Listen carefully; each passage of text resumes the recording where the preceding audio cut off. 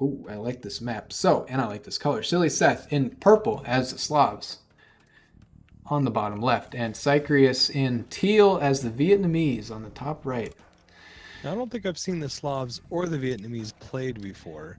No, in fact, making this overlay, I'm sort of getting to critical mass where I've done research on all the civs and everything, but these ones I had to go back and look at the wiki again. Yeah, and go, wait, hold on a second. Who played this?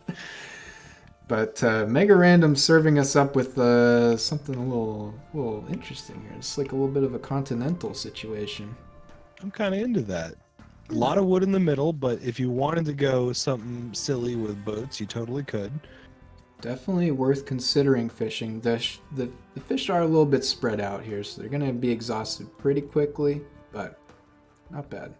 Also interesting for bombard ships, because if you do get control of that Ooh. outer circle, right, now all of a sudden the only place to fight would be the inside. That'll force your enemy to the middle, yeah. Yeah, absolutely. Definitely wallable for either of these players if they want to. It's going to take a little bit of work, but you can do it. sillySeth here, I think, is the higher seed for what it's worth, but, you know, I haven't seen these guys 1v1 before. Nobody has, at least on this stream. I'm looking forward to it. Both with a bit of a build order here. With a little bit of behind the scenes on the scrim side of things, Hmm.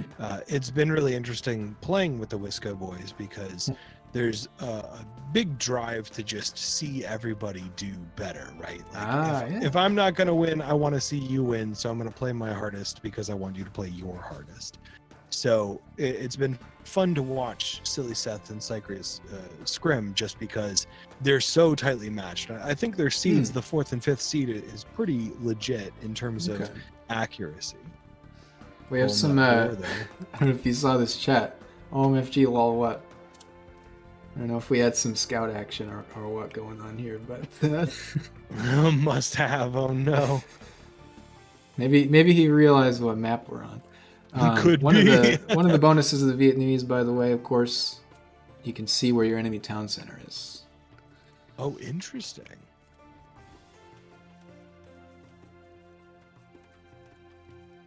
Looks like resource, like food. We were talking about sometimes, especially on Mega Random, you can get some kind of wacky like spawns. Looks pretty standard here. I think we only have one boar per player though. Presumably offset by fish would be the guess. Yeah, I'm sure that the game is doing like a little like you know, abacus in the background. Slide this over here, slide this over there. Right. Saying all food is equal when we all know that not all food is equal. Interesting on the gold distribution again. It looks like there are some more options for the pink player, less options for the blue player. But the options for the pink player are spread out, and the options for the blue player are relatively close. Yeah, these two in particular, very much just like the same gold vein. A couple tiles like in between. Primo town center locations for blue there. Arguably not too bad for pink, though.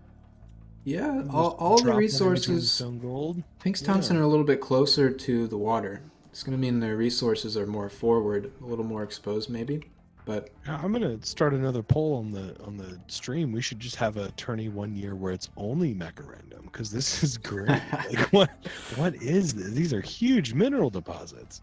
Yeah, wait a minute. I don't know what the standard distribution is here, but 42 gold mines. That seems high. 36. That seems high. that's a lot of resources. Yeah. Okay, we're bringing back some these kind of look like they were sniped, you know. It kind of does look like they were sniped, like long YouTube viewers rewind and check, because we got to get those watch time numbers up. Anyways, all right. Pink not going for the scout of the enemy just yet. He's just keeping that guy doing circles. Yeah, getting that general vicinity look. How dare he take my sheep? Cychreus, please be nice to me. Oh, man. While we're in this early build-up stage. Slavs.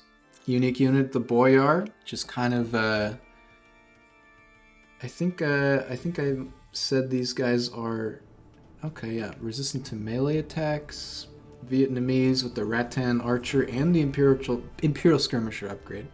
Rattan Archer with Pierce Armor. We might see some, infantry Slavs seems pretty good with the Siege. Thank you, Spirit of the Law. And the Vietnamese anti-archer with elephants. Give me elephants, Cychreus. Give them to me this game. I demand it. Yeah, elephants would be great. I love to see elephants. It's a pity that they're not played more because it's always fun to see them en masse. But yeah. I also get it. Like, I mean, elephants are kind of rough whenever somebody can pull out halberdiers. It doesn't matter how many elephants you have. They're a very all-in kind of unit. They cost so they much. Really you are. Have to really just specialize. Gold food, and you need 40 of them. But that area effect. I've always liked Khmer for that reason, because their special unit being the siege elephant, where it's basically like a mounted or slightly faster scorpion.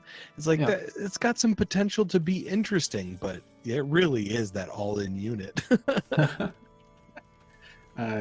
Khmer siege, or the scorpion arbalist elephants, whatever you want to call them. Yeah. Whatever weird hybrid they are. Very good, it turns out, on the 10x Civ bonuses, Forest Nothing community games. Just keep that in the back of your mind. I will keep that in the back of my mind. Ooh, little scout action. Here we go. Yeah, we got scouts finding each other's base now. And first hit off to Cychreus, so he's going to have the advantage if we don't get back to the TC to fight. Oh, another one. The pathing. Oh, but he's just leading them back to the barracks. Going to get out a spearman. There it is. Yeah, perfect timing on that. Love it. Excellent timing. Oh, not enough people pick purple in this game. It's perfect hue. I love that. Well, like you mentioned in some of the other games, that color blindness really can be a big game changer. There's a couple other games I play where there's a colorblind mode, and it really just changes the way the game feels. Yeah, absolutely. Overwatch in particular, I've fiddled around with that just for fun. But I think H2 has the enemy-friendly colors red, blue like option you can turn on. I could turn that on right now, but I just like the colors. I do too. I mean, I think that the cyan purple is a nice choice. It's a nice combo. Maybe that's it. H4 actually defaults to team colors, and basically, unless you change the setting to include all of the color palette, is just red and blue for all enemies and friends. I'm okay with that, as long as they didn't lock it in as DLC, you know? that cosmetic lock. Let me buy a new color for that I can choose for $5. Exactly. sillySeth going for a very forward wall. I think he's trying to protect all of these resources. Yeah, that's could work out. The forward wall. He's got a considerable amount of scouts, though. A lot of scouts. Yeah. Archers for teal. Okay. Cychreus going for the back wall as opposed to the forward wall. Yeah, maybe this would have been huge, but also this can't hurt, you know? Yeah, at least you know that they're not going to sneak up on you. It does suck to get it in the face, though, because that's where it's coming from. And now here you it just goes. Oh, and you're gonna need a couple archers. Basically, not archers to deal with this now, right? It's kind of forcing your hand. Just way too much. Oh, those are actually trapped. Goodbye. I guess you have to delete the mill in order to save them. Yep. But that's kind of, one. At that point, that's just too much. 6 in one hand, half dozen the other, I think is how it goes. Yeah. You can't really do anything with that many scout calves, but they're going to take out archers like nobody's business. Hopefully we can see these archers camp under the TC. No town bell, by the way. It's a manual garrison. Gotta love it.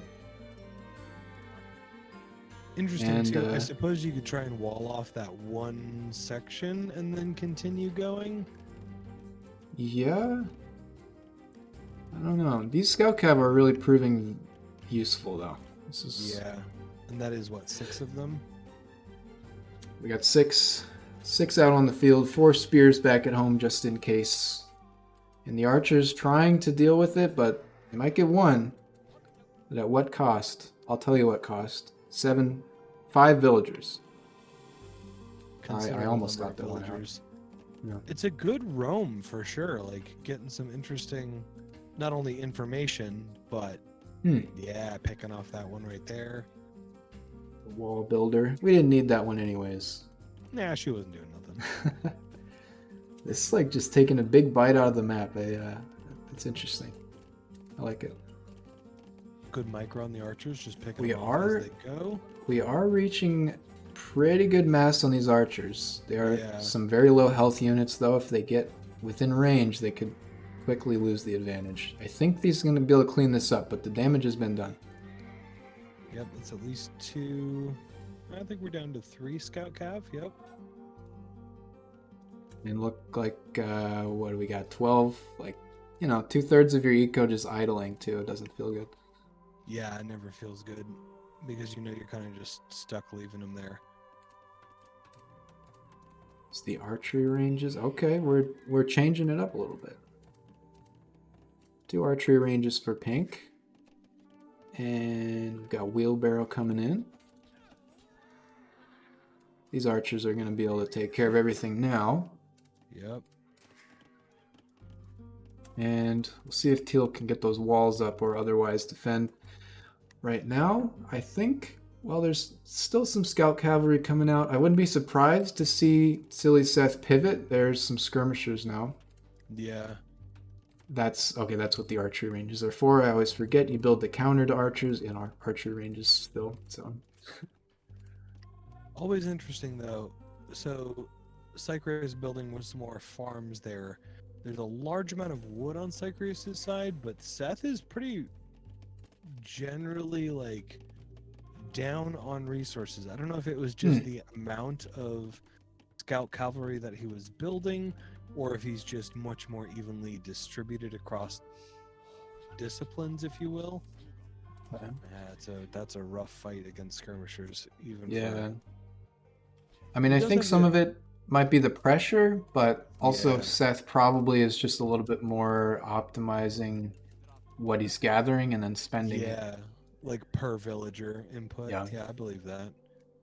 Okay, these skirms are now at a problematic level. Yeah. For he is Teal. Up on a hill though, so he does have the +1. Here come the spears. Kind of a little bit of a mixed army here, but I like it. I mean, definitely reactive. Large compared to what Cychreus has right now too. Plus 10 villagers up. That is difficult. True.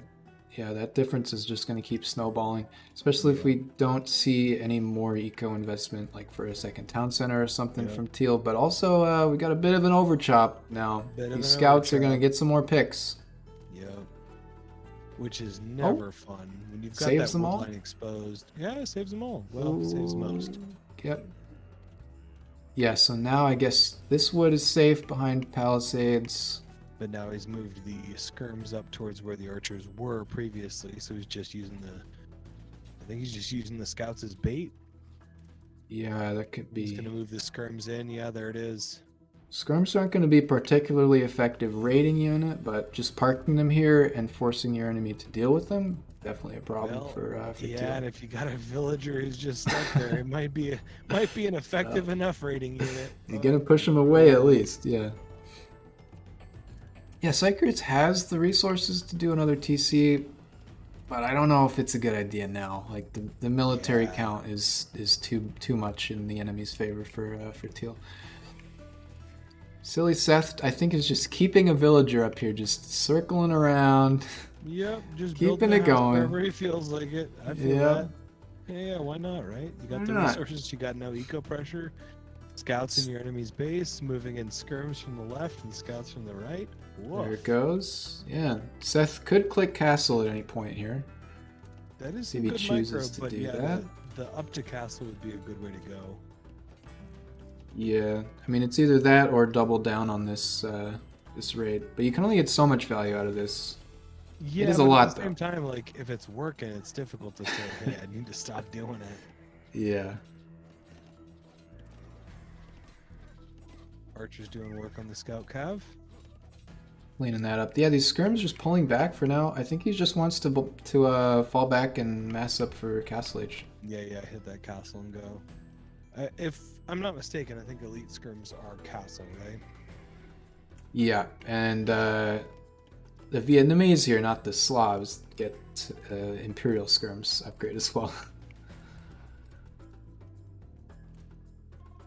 Just getting that skirmisher number going.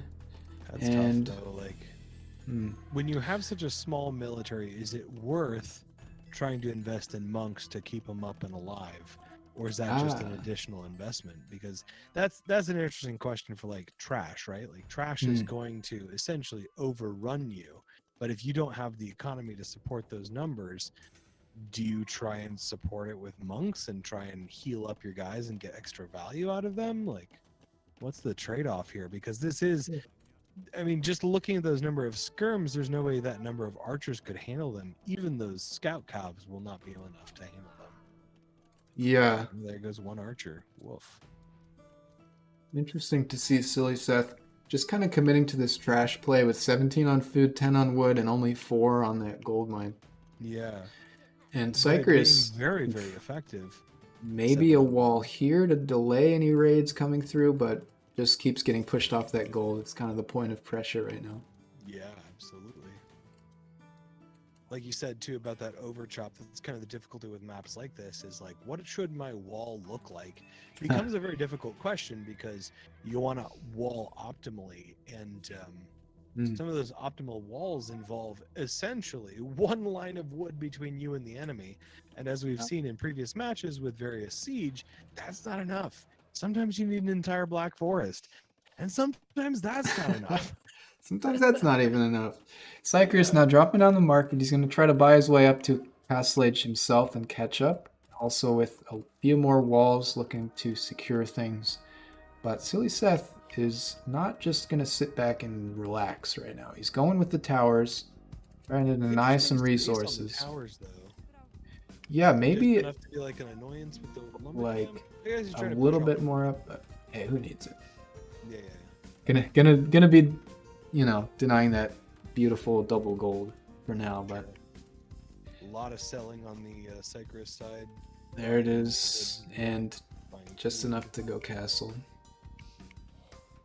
I do very much appreciate watching how each player handles the market, right? Like seeing everybody play and seeing everybody treat the market as either a gold maker or a age up enabler is an interesting technique from both sides, because I don't think I really ever considered the market as such a tool until I started playing in this tournament, because it was kind of like, yeah, well, I'm going to lose resources if I do that, but I'm going to age up faster if I do that. That's true. Yeah. What's the trade-off here? Is this worth it for me? Yeah. There's that wall off that you're talking about. Interesting. There we go. Palisades? Yeah. Palisades close. Some palisades. I'm still seeing like enough resources for a second TC from Cychreus, but he's not going to go for it. Interesting that Seth is selling food for gold and buying wood. He's not going to go for it because he's not in Castle Age yet, and that's where it's locked to. Anyways, yeah, selling food and buying wood. Must be for more trash. The level of organization on the farms makes me smile. With these guys? Yep. Well, because like at some point it does make sense to optimize for a certain layout, and at other points it's just like, do I care about this? Not right now. Nah, I'm too busy. I just gotta click over here for as little time as possible. Exactly. I got things to do, like build house walls. Yeah. I'm surprised at seeing the small amount of engagements. Yeah. Here. Like, Cychreus has been walking around this whole area for the last 5 minutes, and they haven't fought at all. Probably trying to avoid those knights, I would imagine. Want to get crossbowing. I like how he sent them over here. Make sure there's no proxy. Just archers, right? And he doesn't have the upgrade. Yeah. Hasn't actually produced much. Still just going archers, too. That's rough. Especially when you see the skirms happening. There's the second town center, though. I like that. Okay. Yeah, it was the Castle Age waiting for that, and good timing on that, too. I think he was just drained from going castle, so and having to trade, like bad trades in order to get there. Now just the slaughter of the archers. And that's enough. He calls it there. Yeah. You know, I think that he probably could have stuck out longer. Oh no, the sad face off to the left. I think he probably could have stuck it out longer because it seemed like sillySeth was tentative to go in and do damage. He was happy to do raids, but he wasn't trying to commit to anything. Like, he pulled out his military when he thought he had done enough damage. But I think if Cychreus had stuck it out, he might have been able to eventually overwhelm. sillySeth, the FF at 15 in the chat. Yeah, there you go. FF at 15, you got to sometimes. You got to. You gotta do it. Yeah, I mean, maybe a little bit of a psychological victory. He definitely could have held out somewhat here. The knights are going to tear through these palisade walls, though. And if you're just that committed to building archers, you're not going to come back. So, I don't know. Yeah, especially as the Vietnamese, because I really don't know enough about them as a civ to say what's their end game. But if the idea was to do an archer raid early and then you don't get that off, I could absolutely see that as being disheartening, because it's like, well, not only is my initial plan not going to work, but now I have to deal with countering whatever my opponent's plan is, which is obviously a death ball of everything else. Bro, it kind of felt like Cychreus chose what unit to make, and he just did that. And then sillySeth was much more active on just reacting to whatever he saw on the field. Which makes sense, because he did have that rush, but then was just creating everything. It was kind of like seeing what stuck, right?